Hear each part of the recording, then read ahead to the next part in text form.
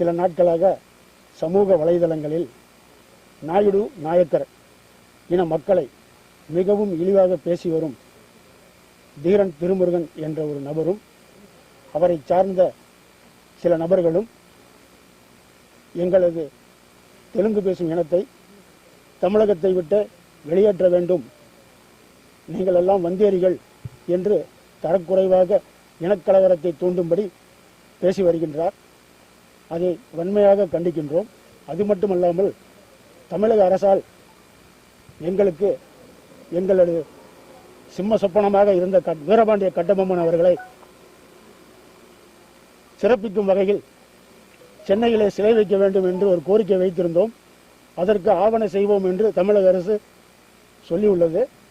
அந்த மாதிரி சிலை வைத்தால் அதை தகர்ப்போம் என்று பகிரங்கமாக அறிக்கை விட்டிருக்கிறார்.